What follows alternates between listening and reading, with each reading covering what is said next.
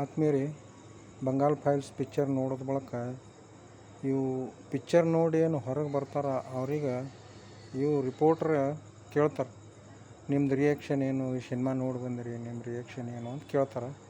ಅದಕ್ಕೆ ಅವ್ರು ಏನಂತಾರೆ, ಈಗ 2 ಅಕ್ಟೋಬರ್ಗೆ ಗಾಂಧಿ ಜಯಂತಿ ಬರ್ಲಿಕತ್ತ.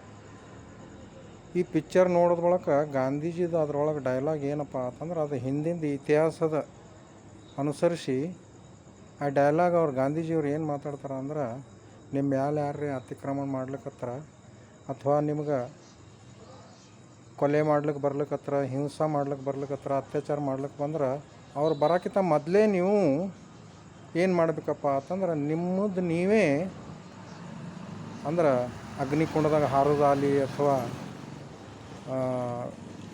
ನೀವೇ ನಿಮ್ಮದು ನಿಮ್ಮ ಜೀವ ಕೊನೆಗೊಳಿಸ್ರಿ ಅಂತ ಹೇಳ್ತಾರೆ.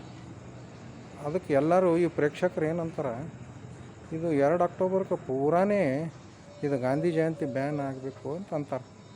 ಅದಕ್ಕೆ ನಿಮ್ಮದು ವಿಚಾರ ಏನದ, ಇದು ಸ್ಪಷ್ಟವಾಗಿ ನೀವು ಎಲ್ಲರಿಗೂ ತಿಳಿಸ್ಬೇಕು. ಜೈ ಹಿಂದ್, ಜೈ ಭಾರತ್.